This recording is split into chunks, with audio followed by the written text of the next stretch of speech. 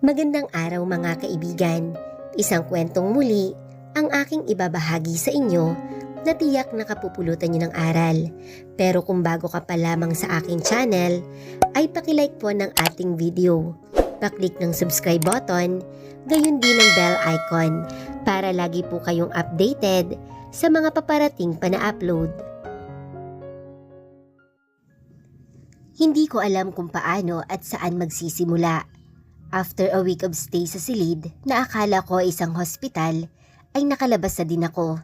At heto ako, malayang nakatunghay sa paligid. Malaki at malawak ang bahay na tinutuluyan ko, but I don't care about it. Dahil mahigit 1 linggo na akong halos wala sa sarili ko, kakaisip ng mga impormasyon na nalaman ko. Until now, hindi pa rin tuluyang ma-absorb ng utak ko na nagising ako more than 25 years sa katauhan ng isang tao. I don't know how did it happen, dahil kahit anong isipin ko at tanong sa sarili ko ay hindi ko rin mahanap ang sagot, at lalo lamang nagugulo ang isipan ko knowing na hindi ko pag-aari ang mukha na nakikita ko sa salamin. Mas magulo ang utak ko dahil alam ko na sa mahabang panahon ay marami na ang nangyari at nagbago. Gusto kong alamin ang katauhan ng katawan na meron ako ngayon, dahil baka may makuha akong sagot kung bakit nagising ako na siya na ako at ako na siya. Gusto kong malaman kung ano ang kaugnayan niya sa akin, dahil kahit pinakamagaling na doktor ay hindi kayang ipaliwanag ang ganitong pangyayari. Gusto kong sabihin kay Ellie na hindi ako nagka-amnesia gaya ng akala niya, dahil muli ay nabuhay ako sa katawan ng boyfriend niya sa hindi ko malamang dahilan kung paano nangyari ang bagay nito. I badly wanted to talk to her about it, pero iniisip ko na lang na pabor sa akin na nakilala niya ako, dahil sa ngayon, siya lamang ang tanging meron ako at makakapitan ko. Gavin, let's eat. Aya nito sa akin mula sa gilid ng pool kung saan nakaupo ako. Tumango ako at sumunod dito. Itong unang pagkakataon na sasabay ako sa kanilang kumain. Dahil malimit ay hinahatidan niya ako sa silid ko o kaya ng nurse sa pang-araw-araw na pagkain ko. Hey ma'am, nakangiti na bati ni Ellie sa isang magandang babae. Nabaling ang tingin ng ina nito sa akin at ngumiti. Maganda ang mami ni Ellie. Kung sa bagay ay hindi naman nakakapagtaka na napakaganda nito dahil kita ko naman sa anak niya na namana nito. Good morning, Han. Bati naman ng may edad na lalaki na sa tansya ko ay nasa age of 60 na. Nakasunod lang ang mga mata ko sa masayang pamilya sa harapan ko. Hindi ko maunawaan pero iba ang kutob ko sa dibdib ko habang nakatingin sa kanila, partikular sa lalaking kamukha ni Ellie. Pilit na inaalala ko ang mukha nito, lalo na ang matalim na mga mata nang sulyapan ako nito.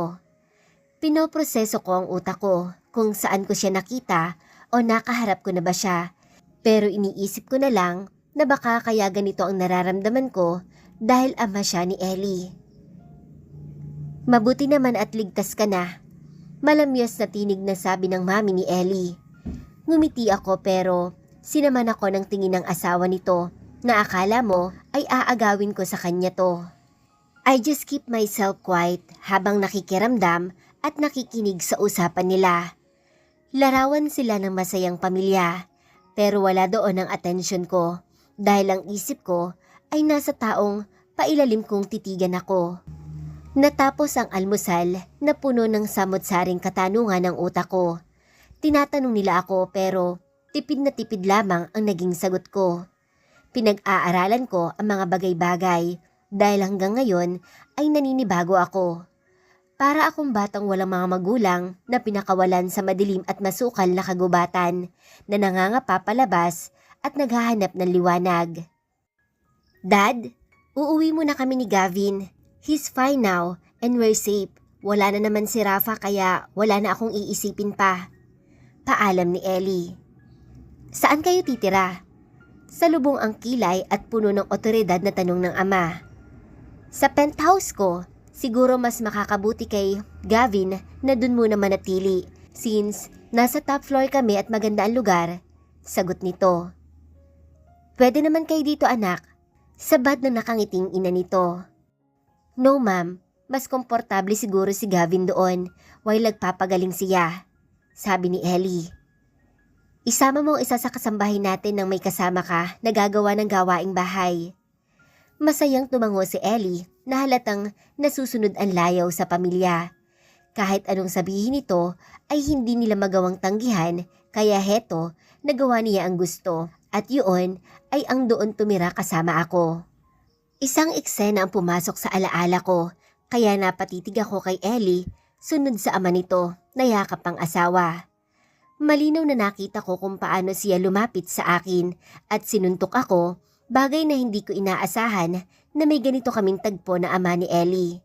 Pinili ko na lamang ang manahimik dahil wala naman akong sasabihin. Paisa-isa lang din kung sumagot ako, lalo pa at di ako makasabay sa bawat pinag-uusapan nila. Sumasakit ang ulo ko at nahihilo ako sa dami ng mga bagay na pumapasok sa utak ko. Hindi nagtagal, umalis kami sa bahay ng mga magulang ni Ellie. Hindi pa rin mawala sa isipan ko ang mukha ng kanyang ama na tila bahagi siya ng pagkatao at nakaraan ko. Sa tuwing nagsasalita siya ay kumakabog ng malakas ang dibdib ko.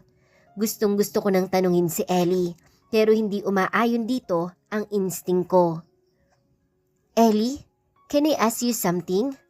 Formal na tanong ko habang nagmamaneho ito at nakatutok sa daan ang mga mata nito. Yes, go ahead, sagot nito. Can you please tell me more about yourself and your family? Hindi nakatiis sa tanong ko. I'm just hoping na sa simpleng tanong na ito ay may makuha akong impormasyon na magagamit ko. Well, I'm a doctor by profession, age 26 and only daughter. Pero may kakambal ako, si Declan. Na-meet mo na siya during the time na dumating sila para iligtas tayo sa lugar kung saan tayo dinala ng kidnapin tayo ng mga tauhan ni Rafa. Nakilala mo na rin si Mami at Daddy ko. Both of them are in the business world, but my mom is more for fun, while my dad, he has a business empire. Obviously, mayaman nga ang pamilya ni Ellie, knowing na ganoon kalaki ang bahay nila. Posible nakilala ko ang pamilya niya, kung dati na silang mayaman noon, since iisa ang mundong ginagalawan naming mga negosyante. Anong name ng parents mo? Tanong ko. Sa isip ko kasi, ay hindi malayo magkasing edad lamang kami ng ama ni Ellie kung nagkataon na hindi naganap ang trahedya sa buhay ko. My mom family name is Gomez. Galing sila sa Buena Familia na may-ari ng isang airline company dito sa bansa. She's the heirs of the Gomez Airlines while my dad, marami siyang negosyo. Tumango ako. Hindi na bago sa akin ang sinabi niya dahil tulad ko ay marami rin akong negosyo at investment noon pa. Anong family name ng daddy mo? Madrigal. Mostly, hawak niya ang mining at oil refinery dito sa bansa. Natigilan ako at tila may bumara sa lalamunan ko na nakatitig kay Ellie. Say it again? Anong buong pangalan ng father mo? Ulit na tanong ko habang malakas na kumakalabog ang dibdib ko. Colin Madrigal ang full name ng daddy ko. Lalo akong nagulantang. Anong klase ng paglalaro ng tadhana ang nangyari sa buhay ko at napunta ako sa poder ng taong pumatay sa akin at ngayon ay girlfriend ko pa ang anak nito. Kaya pala kanina, iba ang kaba ko at pamilyar sa akin ang mga mata nito nang makaharap ko. Uy, ang tahimik mo na. Kilala mo ba ang daddy ko? Tanong ni Ellie nang hindi ako nagsalita matapos marinig ang sinabi nito. Kilala ko ang daddy mo. Kilalang kilala siya sa business world at maraming nakakakilala sa pangalan pa lang niya. Wala sa sariling sagot ko. Paanong hindi ko makikilala ang taong malaki ang atraso sa akin na umutang ng buhay ko noon pa? Alam mo ba na bukod sa pagiging negosyante ay mafia leader din ang father mo? Nagpipigil na galit na tanong ko. I do.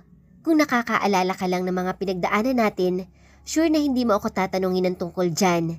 Nakangiti na sagot nito. She's sweet and looks so innocent, but I can't trust the angel in front of me dahil anak siya ng taong gusto akong singilin at sigurado akong kung ano ang puno ay ganun din ang bunga. Pero bakit tila hindi sang-ayon doon ang puso ko sa tumatakbo sa isipan ko? She don't know anything. Wala rin siyang idea kung sino talaga ako. Kaya mabuti na lamang at hindi ko sinabi sa kanya ang buong pagkatao ko nang magising ako. Sa condo unit ni Ellie kami tumuloy. Sanay na ako sa magara at magarbong pamumuhay. Kaya hindi na ako nagtataka sa mga bagay na bumungad sa mga mata ko nang pumasok ako. Alam mo, sa totoo lang, tahimik ka nun Gavin, pero mas tahimik ka ngayon na nakakaalala ka na. Nakanguso na sabi ni Ellie habang nakasandal sa pintuan kaharap ko na nakaupo sa sofa. What do you want to hear from me? Walang emosyon na tanong ko. I don't know, namiss ko na kasi ang dating ikaw. Sabi nito, sabay lapit at upo sa tabi ko. So what's your plan now? Sabi mo may fiancé ka at anak. Paano naman ako? Napatitig ako sa maamong mukha ni Ellie. May bahagi ng puso ko ang nagsasabi na huwag ko siyang saktan dahil masasaktan din ako, pero sa sitwasyon ko ngayon ay sigurado akong hindi ko mapipigilan na mangyari ang bagay na iyon. I don't know Ellie, gaya ng sabi ko, magulo ang isip ko, pero gusto kong hanapin ang sarili ko. Hindi kita pwedeng idamay sa gulo ng buhay ko. Bigla ay nasabi ko, bagay na ikinagulat ko. Sandali! Bago ko maunawaan kung para saan iyon, ay inabot ni Ellie ang bato ko at isang maalab na halik ang natanggap ko. Hindi ko lang napigilan na mamaos na bulong nito na bahagyang maghiwalay ang mga labi naming dalawa. Hindi ko alam kung ano ang nagtulak sa akin na gawin ang bagay na wala sa plano ko. Dahil heto, yakap ko si Ellie at mas malalim na halik ang pinagsaluhan naming dalawa. Okay na rin kahit hindi mo ako maalala. Ngayon bawing-bawi ka naman sa halik pa lang. Kagatlabi na sabi pa nito. Namiss kita sobra. Umiwas ako ng akma niyang haplusin ang pisngi ko. Masyadong bulgar at sweet ang babaeng kaharap ko, kaya nag-iingat ako. Hindi pwede na siyang iisipin ko ngayon dahil marami akong haharapin simula ngayon. Ayoko nang maging hadlang si Ellie sa pagbawi ko sa posisyon, yaman at ari-arian ko kung sakali. Kailangan kong mahanap si Rose at ang anak namin dahil kung pagbabasehan mo ang panahon ngayon, sigurado ako na kasing edad niya ang taong may-ari ng katawan na meron ako ngayon. Pwede ba pahiram muna ako ng computer mo kung meron ka dito? May hahanapin lang ako. Paliwanag ko. Saglit pa ay isang laptop ang inilabas ni Ellie. Malayo ang disenyo nito sa bagay na gamit ko noon. Pero hindi dahil sanay ako sa teknolohiya, kaya nagawa ko na gamitin ito hanggang sa masanay na ako. Nasa tabi ko si Ellie na seryoso na nasa cellphone niya ang atensyon.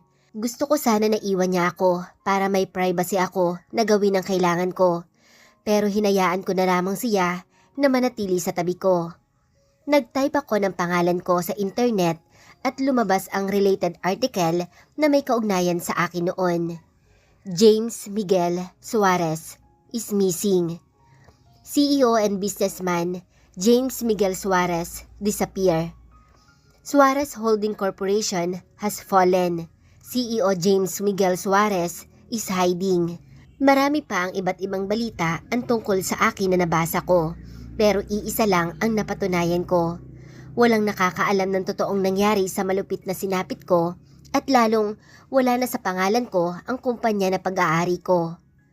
Suarez Holding Corporation restored by the new CEO, Santiago Alegre. Nanlaki ang ulo ko. Mukhang pinagkaisahan ako ni Santiago at ni Colin. Nagsanib pwersa ang dalawa at ngayon ay sila na ang nakikinabang sa negosyo ko dahil sila lamang ang business partner ko. Nagkamali talaga ako ng tiwala sa dalawa dahil pareho silang ahas na sumakmal sa akin.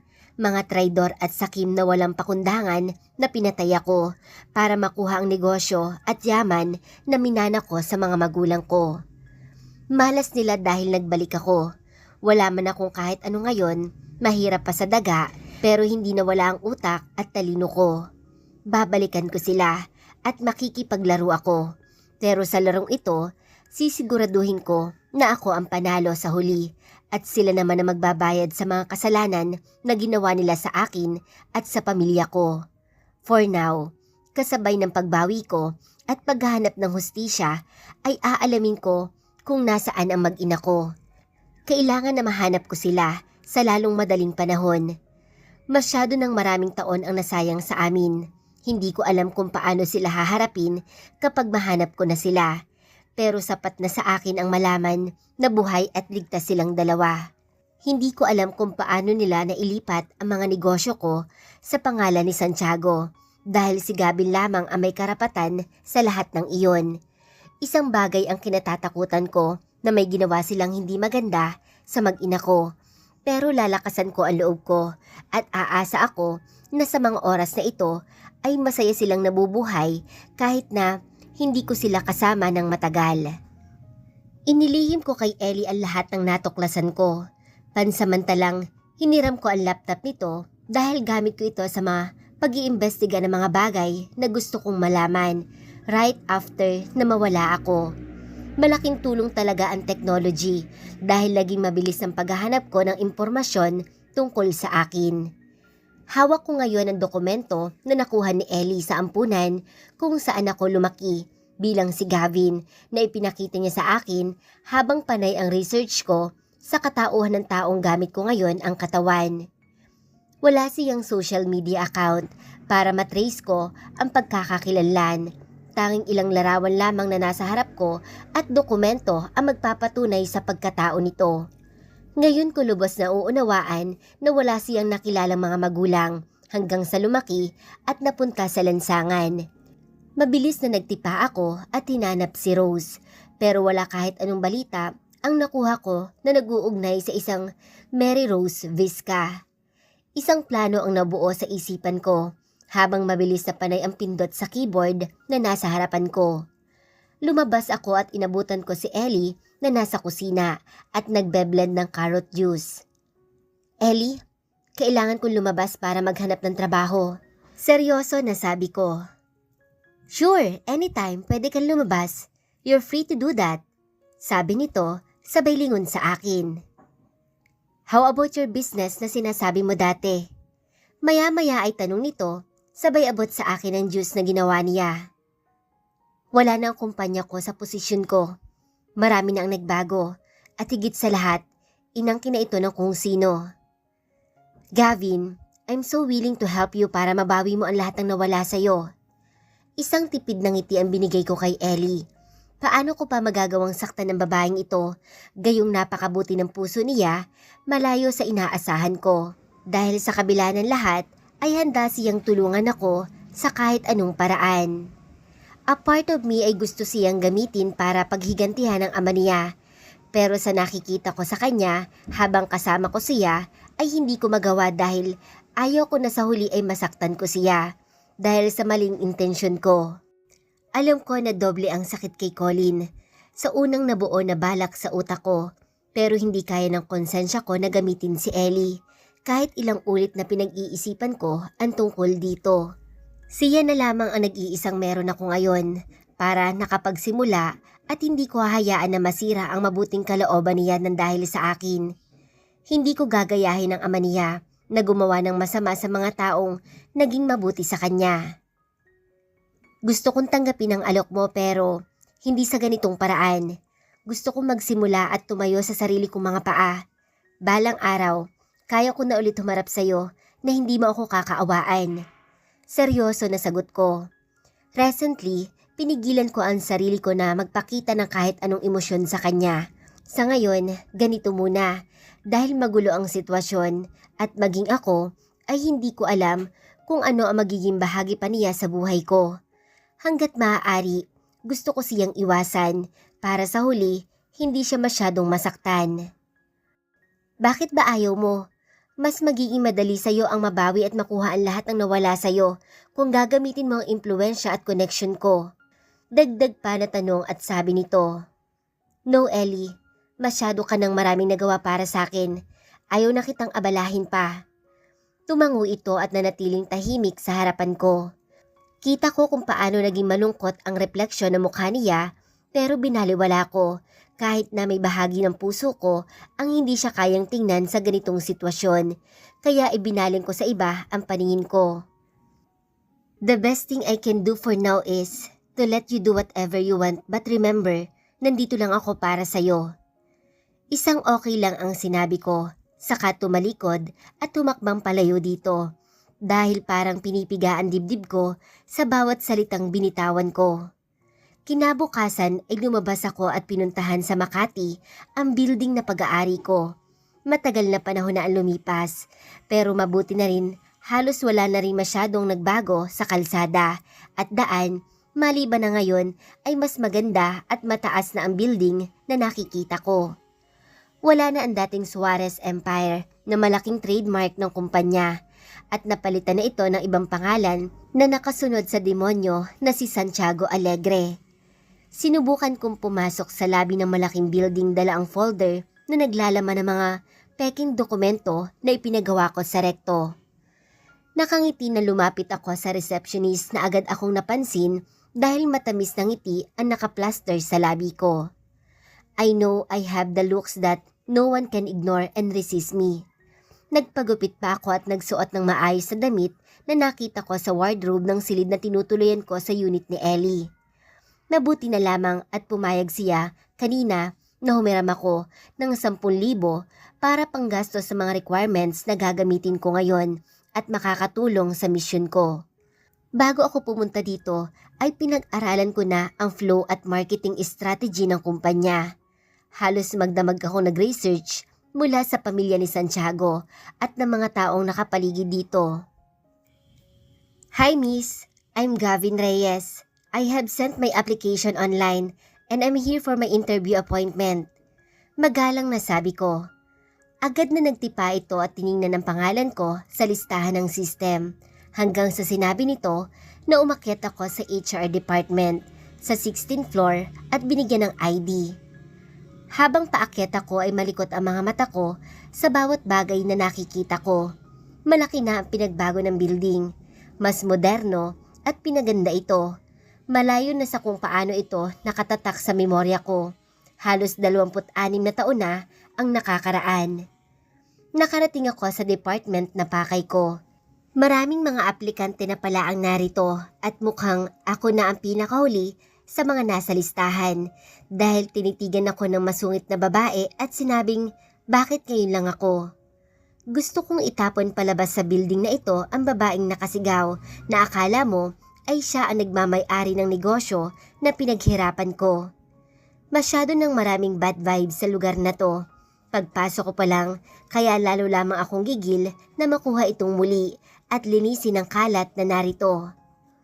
Calm down, hindi makakabuti sa iyo magpakita ng kahit anong temper ngayon. Bulong ko sa sarili ko. 2:00 na nang tawagin ako para sa first interview ko. Isang may edad na babae at lalaki na sa tingin ko ay nasa age of 40s na rin ang humarap sa akin. So, tell us about yourself, Mr. Reyes. Agad na sabi ng babae na hindi ko alam ang pangalan at kung sino dahil hindi nagpakilala ang mga ito. Mga walang maayos na manner at mukhang lahat na lang sa lugar na ito ay tuluyan ng bulok na iwan ko. Pinakilala ko ang sarili ko. Maging ang peking mga achievement na naisiulat ko, I created a certificate na kahit tingnan nila ay hindi masasabi na peke dahil sa ganda ng pagkakagawa ko. So tell us, what's inspired you to pursue your career in marketing? Tanong na lalaki sa harapan ko na kasama ng mag-i-interview sa akin. Nag-apply kasi ako bilang marketing strategist since ito ang posisyon na available sa ngayon na nakita ko sa website ng kumpanya. Huminga ako ng malalim bago sumagot. I have always had strong creative side and an interest in visual arts.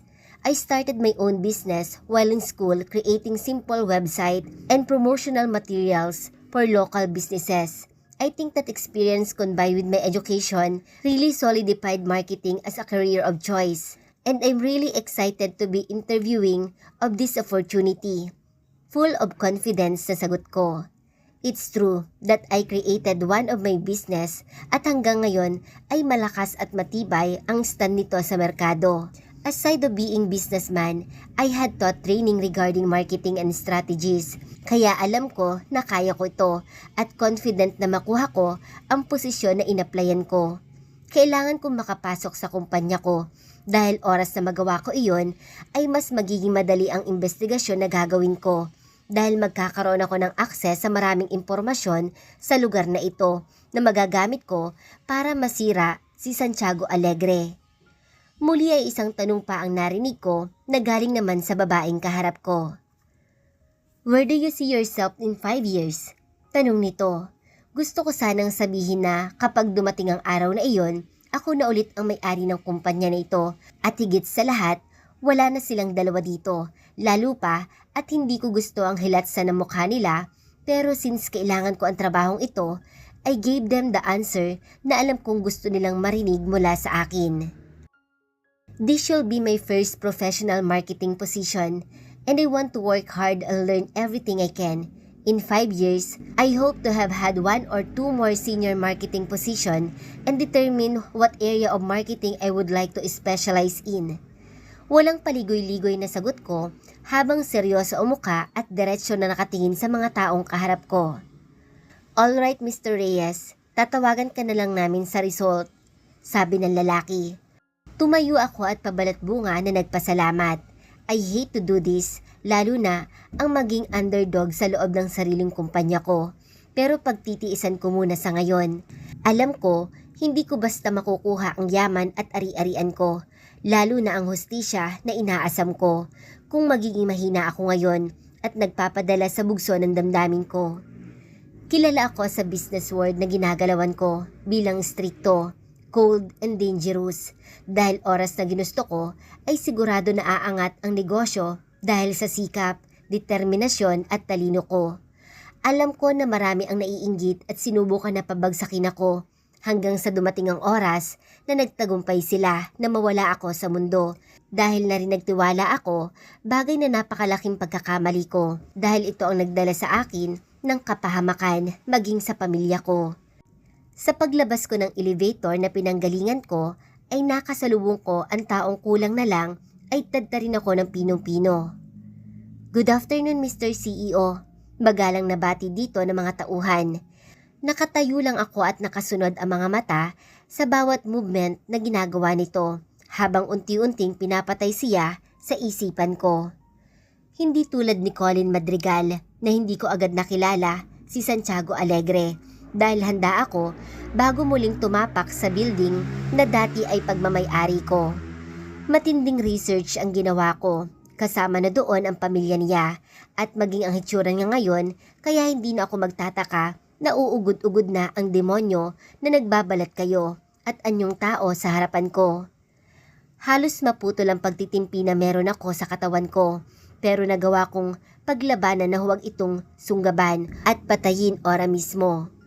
Minabuti ko na umalis para kumalma dahil baka ipagkanulo ako ng sarili ko at emosyon ko. Ganito pala ang pakiramdam na gusto mong gumanti sa mga taong nanakit at may malaking kasalanan sa'yo. Pero hindi mo magawa dahil wala kang kakayanan at kapangyarihan.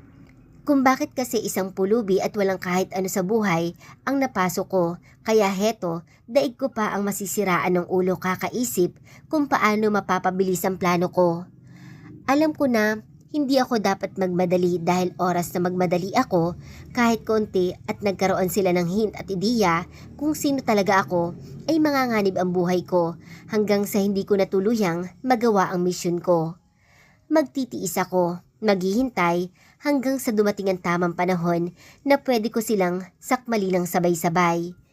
Hindi madali sa akin lahat ng plano ko pero habang buhay at humihinga ako ay magagawa ko dahil determinado ako.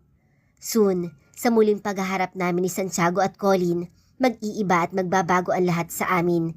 Sa larong patuloy na laman ng isip ko habang iniisip kung paano sila magkakagulo sa oras na magsimula ako. Matalim at nagbabanta ang tingin ng mga mata na lumingon ako sa building na dati ay nasa pangalan ko pero hawak na ngayon ni Santiago na siyang nagpapakasasa sa yaman na minana ko. I know things won't remain the same. Oras na muling tumapak ako at bumalik sa lugar na ito bilang empleyado. Dahil sisingilin ko si Santiago at sisiguraduhin ko na buong mundo ang makakaalam ng kahayupan na ginawa nila sa akin noon.